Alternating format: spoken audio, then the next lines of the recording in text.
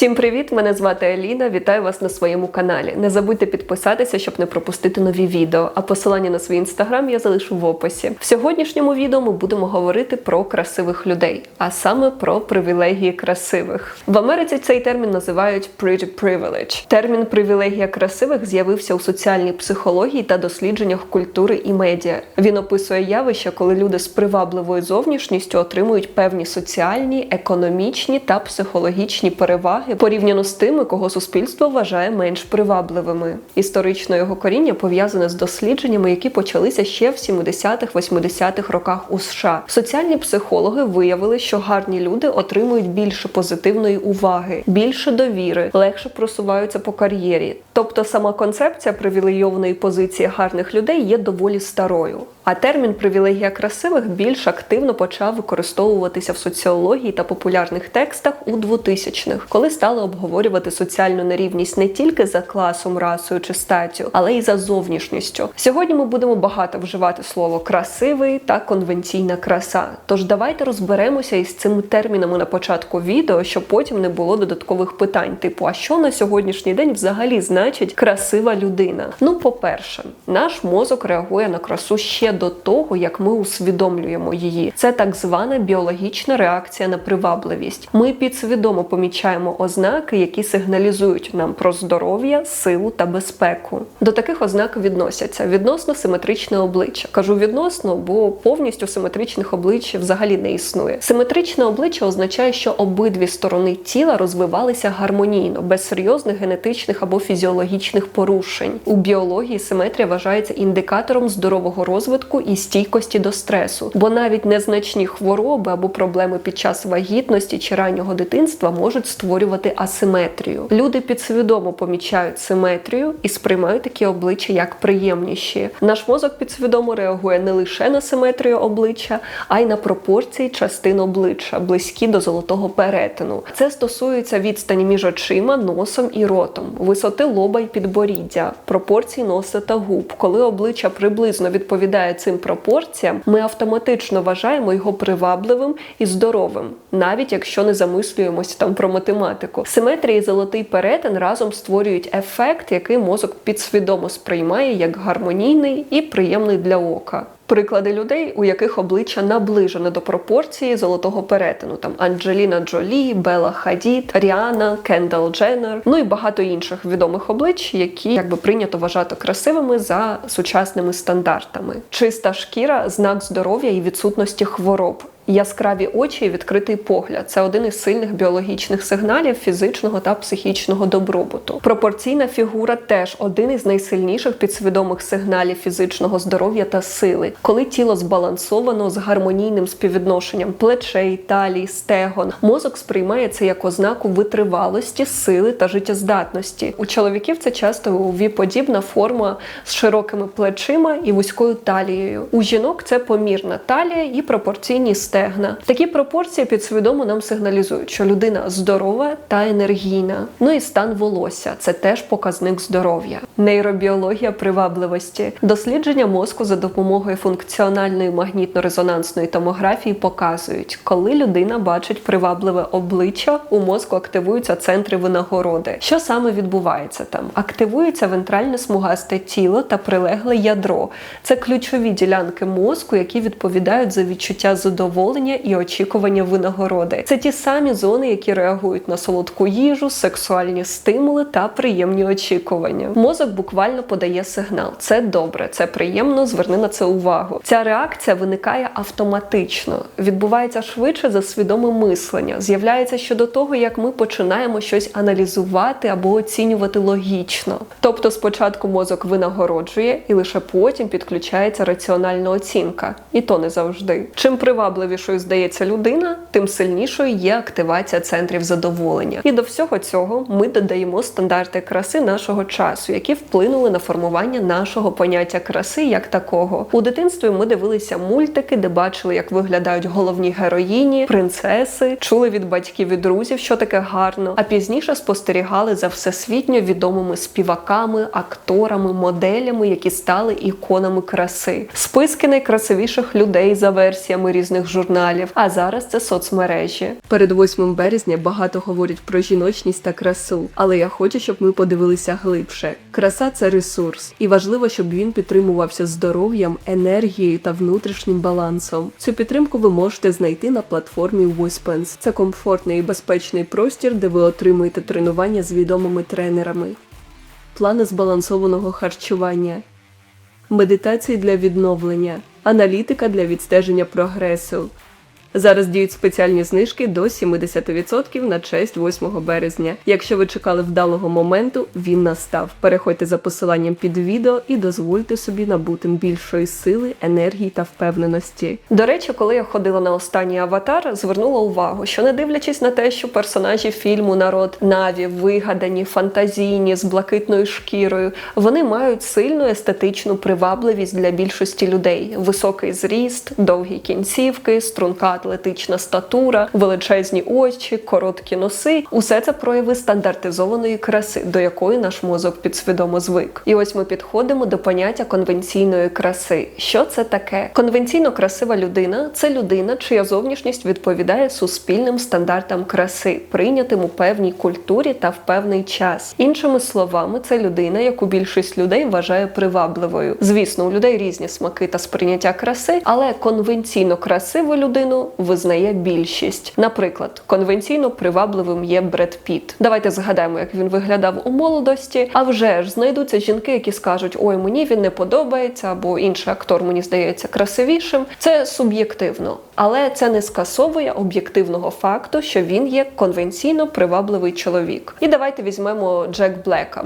Так, він харизматичний, хороший, відомий актор, але не є конвенційно красивим. Якщо провести опитування серед жінок про зовнішність цих акторів, хтось, звісно, скаже: так, йому подобається Джек Блек, а не Бред Піт. Але відсоток таких буде набагато менший. Те саме і щодо жіночої зовнішності. А тепер повернемося до привілегій красивих. Все починається з дитинства. Дослідження соціальних психологів показують, що у дитячих садках і школах гарні діти отримують більше позитивної уваги від вихователів і вчителів. Їх частіше хвалять за прості речі, до них більш терплячі, а однолітки охочіше граються разом. І навіть оцінки іноді трохи вищі, ніж у дітей з такими ж здібностями, але менш привабливою зовнішністю. І це починається дуже рано. Вже в 3-5 років діти самі оцінюють однолітків за зовнішністю. Кого обрати в гру, кого вважати приємним, а кого менш симпатичним. Для малих дітей це ще не некрасивий у дорослому сенсі, а радше приємний для ока, хочу гратися з цією дитиною, чи там мені подобається її одяг чи волосся. Лабораторні дослідження підтверджують, що навіть немовлята реагують на зовнішність. Дослідники показували малюкам серію облич. Одні були симетричні та гарні, інші асиметричні або з незвичними рисами. І немовлята частіше усміхалися і заспокоювалися перед симетричними обличчями, і навпаки, перед асиметричними проявляли плач, занепокоєння або відверталися. Це показує, що реакція на привабливість частково біологічна і закладена дуже рано. Компліменти та увага дорослих впливають на розвиток мотивації. Гарні діти частіше чують: ти молодець, там красуня. Психологи пояснюють, що це підвищує їхню впевненість у собі і робить їх більш готовими пробувати нові завдання. Навіть якщо здібності спочатку такі ж, як у інших дітей. У групових завданнях або на гуртках гарних дітей частіше обирають лідерами, а менш привабливих залишають на другому плані, навіть якщо вони талановиті. Дослідження у США і Канаді показали, що цей ефект помітний вже у дітей 6-10 років. Медіа та телебачення підсилюють ефект. Діти, які часто бачать ідеальні образи в мультфільмах, рекламі, соцмережах, починають ідеалізувати зовнішність. Це впливає на те, як вони оцінюють своїх ровесників. В школі хвалять або обирають тих, хто відповідає медіа-стандартам краси. Експерименти з оцінками в школі. В одному дослідженні вчителі отримували фото дітей і просили оцінити їхні здібності до навчання, без жодної інформації про навички. Гарні діти отримували вищі оцінки за інтелект і здібності, ніж менш привабливі ровесники. Звісно, це не означає, що гарна дитина автоматично розумніша чи старанніша, просто зовнішність впливає на те, як до неї ставляться дорослі і однолітки. І якщо подумати, ці переваги можуть накопичуватися роками. Більше уваги, більше підтримки, я вже ж це дає більше впевненості в собі, і в кінці ми маємо кращі результати по життю. Ефект ореолу – це психологічне явище, коли враження про одну позитивну або негативну рису людини переносить переноситься на оцінку інших її характеристик. Іншими словами, якщо нам щось подобається в людині, ми автоматично думаємо, що у неї всі інші риси також хороші. І навпаки, якщо нам щось не подобається, ми можемо негативно оцінювати її інші якості. Людина з привабливішою для нас зовнішністю часто здається нам розумнішою, добрішою або успішнішою, навіть якщо ми нічого не знаємо про її особистість чи здібності. Наприклад, зірки кіно або моделі, їхня краса може створювати відчуття, що вони талановиті, харизматичні та приємні у спілкуванні. Навіть у професійному середовищі співробітник, який добре виглядає, може автоматично оцінюватися як компетентний, навіть якщо його результати ще невідомі. Чому це так працює? Мозок прагне швидко робити висновки про людей, використовуючи обмежену інформацію. Тому він підсвідомо переносить позитив або негатив від однієї характеристики на інші. Ефект ореолу часто пояснює, чому конвенційно красиві люди сприймаються як краще всьому. Гармонійне обличчя чи струнка фігура автоматично створюють враження приємності, інтелекту чи успішності. Це підсвідомий механізм, який сильно впливає на наше сприйняття зовнішності і особистості. Красивим людям довіряють більше. Наприклад, історія Джеремі Мікс. Це американський чоловік, який прославився не через свою творчість чи спорт, а саме завдяки фотографії з арешту. Його поліцейське фото після затримання стало надзвичайно популярним у соціальних мережах. Як все почалося? У 2014 році Мікса затримали у Каліфорнії за незаконне володіння вогнепальною зброєю та інші кримінальні звинувачення. Поліцейське фото з арешту було опубліковано на Фейсбук і миттєво стало вірусним. Люди масово звернули увагу на його зовнішність, називаючи його гарним злочинцем. Саме через популярність у мережі Міксу запропонували модельний контракт, навіть коли він ще відбував своє покарання. Після виходу з в'язниці в 2016 році він почав працювати моделлю, ходити на подіум для відомих дизайнерів, співпрацювати з різними модельними агенціями, випускати власну лінію одягу і навіть зніматися в кіно. Тож тільки із-за того, що цей чоловік красивий, суспільство готове йому пробачити злочини. Він навіть не здається людям потенційно небезпечним. А були ще й гірші випадки. Так, в історії Лос-Анджелеса є дуже відомий серійний вбивця, якого медіа і суспільство пам'ятають не лише за його злочини, а й частково за харизматичність та його зовнішність. Це Річард Рамірес, відомий як нічний сталкер. Це один із найжахливіших серійних вбивць Каліфорнії у 80-х роках. Під час суду та після арешту Рамірес привернув нетипову увагу публіки. Деякі люди, особливо жінки, писали йому листи, чекали його під судом, а одна жінка навіть вийшла за нього заміж у в'язниці. Поки тривав судовий процес, він здобув безліч фанів завдяки своїй харизмі та зовнішності. Це, до речі, йому теж допомагало з його жертвами. От навіть зараз, якщо попросити людей описати, як вони бачать типового серійного вбивцю-маніяка, навряд чи люди опишуть його як конвенційно привабливого чоловіка. Інколи у судових справах у США та Європі адвокати спеціально показують приємну зовнішність обвинуваченого як частину стратегії пом'якшення покарання. А вже ж це не гарантія, але соціальні дослідження підтверджують ефект красивих злочинців. Привабливі люди сприймаються як менш злі, менш небезпечні, і їх злочини здаються випадковими чи нехарактерними. А, до речі, розповідаючи ці історії, в тему я згадала один із давньогрецьких міфів. За легендою, одну жінку Гетеру Фрину звинуватили у неблагочесті. Звинувачення, яке в той час могло означати порушення релігійних або моральних норм. Під час процесу її захисник, оратор Гіперид, бачив, що справу програють, і тоді він зробив хід конем. Він зняв з неї одяг прямо в суді, щоб всі побачили її красу. Для людей того часу краса була тісно пов'язана із благословенням богів. І засудити таку красу означало б гнів богів. Аргумент був такий: боги не могли створити таку досконалу людину винною. Через це її звільнили від покарання, бо краса вважалася знаком божественної благодаті та моральної чистоти. Красиві люди заробляють більше. Ідея, що зовнішність впливає на заробіток, звучить дивно, але економічні дослідження це підтверджують. Один з найвідоміших експертів у цій темі – Деніел Хаммермеш. Сподіваюся, правильно вимовила його прізвище. Він економіст і автор книги «Beauty Pays». Він довів, що люди, яких суспільство вважає привабливими, у середньому заробляють більше за тих, хто менш привабливий, навіть якщо їхні навички, освіта та досвід рівні. Основні висновки його досліджень. Знову ж ефект ореолу, про який ми вже з вами говорили. Приваблива зовнішність створює у роботодавців і колег позитивне враження, що підсвідомо впливає на рішення про зарплату, підвищення чи кар'єрний ріст. Красиві люди частіше відчувають себе впевнено, активніше просувають себе на роботі, більше ризикують, що теж підвищує їхній дохід. І також привабливі люди легше встановлюють контакти, отримують важливі знайомства та рекомендації, що також впливає на їх кар'єрні перспективи.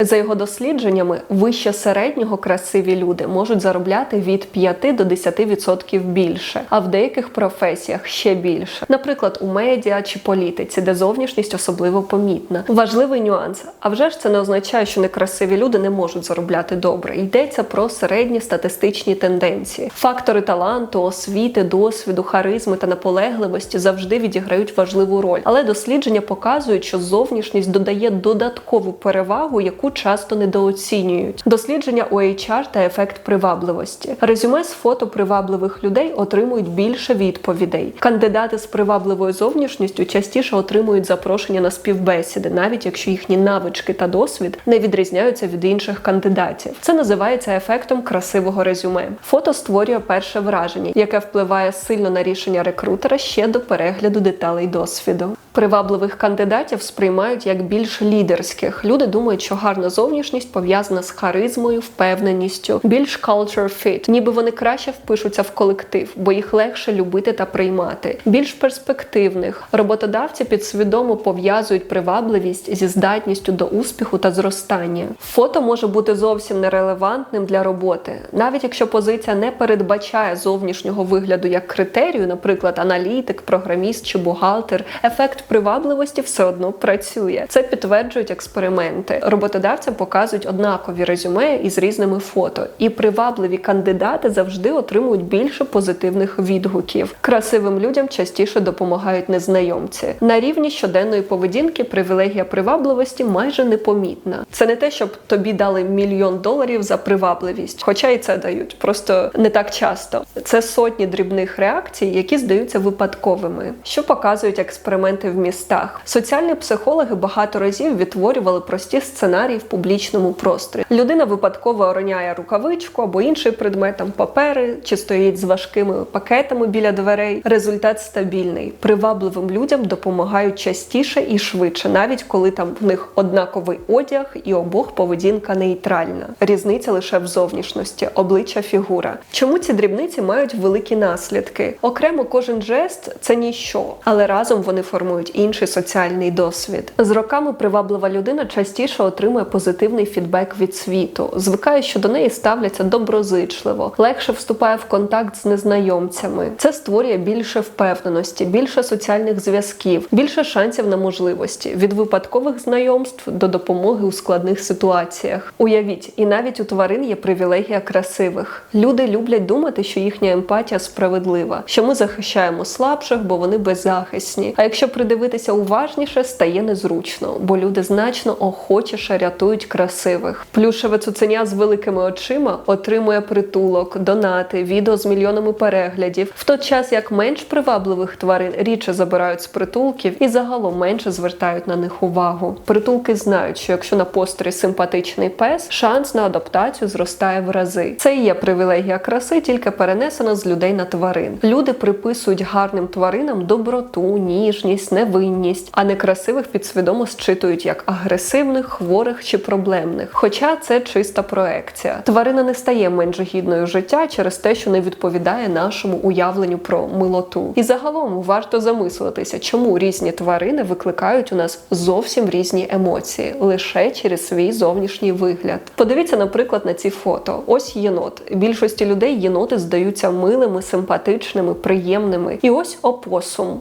Більшість каже, що він виглядає гірше, навіть відштовхуючи. Але якщо поставити чесне запитання, чим опосум гірший за єнота? Нічим. А ось інший приклад. Подивіться на рись. Вона благородна, велична тварина, красива, майже королівська в нашому сприйнятті. І поруч гієна. Вона вже не викликає таких самих емоцій. Але по суті і рись, і гієна – хижаки. Обидві виконують важливу роль у природі. Обидві не кращі і не гірші одна за одну. Але то, як ми їх візуально сприймаємо, дуже впливає на наше відношення і на наші емоції, думки з приводу цих тварин. Наш мозок миттєво навішує ярлики. Миле значить добре, красиве значить гідне захисту. Незвичне або некрасиве значить небезпечне чи менш цінне. Це не про логіку, естетику і не про мораль, це про візуальне упередження, яке ми рідко помічаємо, але постійно відтворюємо. Але привілегія краси нестабільна. Є міф, що якщо ти красива, то тобі завжди легше, але на практиці це працює не так. По-перше, ця привілегія сильніше працює для жінок у молодості. Коли ти молода, приваблива, до тебе дійсно більше поблажливості. Тебе швидше помічають, частіше допомагають, більше слухають, але це не означає, що до тебе ставляться серйозно. По-друге, у серйозних професіях краса може почати працювати проти жінки. І є такий термін to pretty to be competent. Тобто, коли жінку сприймають як занадто привабливу, щоб бути розумною або професійною. Її успіх часто пояснюють зовнішністю, а не здібностями. Її рішення піддають сумніву. Їй доводиться постійно доводити, що вона не просто гарна. Ще одна пастка – це об'єктивізація. Красиві люди часто стають предметом спостереження, а не суб'єктами. Їх сприймають через зовнішність, а не через внутрішній світ. Їхні слова, емоції, досягнення можуть знецінюватися, бо навіщо дивитися глибше, якщо обличчя таке гарне? Красиві люди часто зіштовхуються з конкуренцією та ревністю. Люди постійно порівнюють, хто красивіший, хто крутіший, навіть якщо ти нічого не робиш. Твоя зовнішність вже робить тебе міткою успіху. Від цього з'являється тиск. Хтось заздрить, хтось тихо критикує, а хтось прямо намагається принизити. Жінки частіше заздрять красі інших жінок. Вродливу жінку в колективі часто сприймають як суперницю. Її ніби потрібно остерігатися, поставити на місце, бо вона може забрати увагу чи вкрасти чоловіка. Але з того, що я бачила в реальному житті, на прикладі інших, це не зовсім так. В більшості випадків потрібно боятися не рокових красунь, а навпаки. Конвенційно красиві жінки зазвичай дуже впевнені в собі і у них багато уваги, є з кого вибирати. Чоловіки, які в інших стосунках, їм не цікаві, тому що в них і так все добре. Є відома думка, яку часто приписують Моніці Белуччі. Люди можуть пробачити людині розум, талант, але красу ніколи. А що це насправді означає? Тут не про злість до красивих людей, а про власну реакцію на те, що нам не під силу. Розум можна здобути, розвинути, талант можна розвинути. Це все здається зрозумілим, логічним і контрольованим. А краса ні. Її ми не створюємо самі. Її не можна заслужити, не можна повторити. Звісно, сьогодні багато чого можна скоригувати. Сучасна косметологія, пластика, фітнес і здоровий спосіб життя дозволяють змінити зовнішність так, як раніше було неможливо. Але є те, що дано нам від природи. Це генетика, структура обличчя, наші пропорції тіла. Ви й самі знаєте, що входить до цього списку. І саме натуральна краса, вона все одно помітніша. Вона одразу кидається в очі. Красу бачать усі, і вона викликає дві реакції – захоплення і заздрість. Захоплення зрозуміле, а заздрість змушує порівнювати себе з іншими та відчувати власний брак. Саме через це люди так гостро реагують на красу. Вона зачіпає глибше за будь-які досягнення. Ти можеш бути розумним, талановитим, успішним, і тебе оцінять справедливо. Але красу оцінити справедливо неможливо. Вона провокує емоції, які не піддаються логіці. Тому ця цитата говорить про природу людини. Ми готові зрозуміти, пробачити, прийняти все, що можна пояснити, але те, що дається легко і видно одразу, красу пробачити важче. І це абсолютно природньо. Я вважаю, що ставлення до краси має бути як до дару, ресурсу, інструменту, який дається при народженні. І якщо підходити до цього правильно, його можна використати на благо собі та іншим. Чи навпаки, нашкодити собі та бути нещасним, якщо не розвивати інші якості. Давайте будемо відвертими. Можна довго обговорювати, який несправедливий світ, але саме так він працює. Люди народжуються з різними стартовими умовами. Хтось у Швейцарії, хтось в Афганістані, хтось у заможній родині, хтось у бідній. Одні діти отримують любов та підтримку батьків, інші ні. Хтось приходить у цей світ із серйозними хворобами, генетичними хворобами, а хтось приходить у цей світ з чудовою ідеальною генетикою. Все це нерівномірно.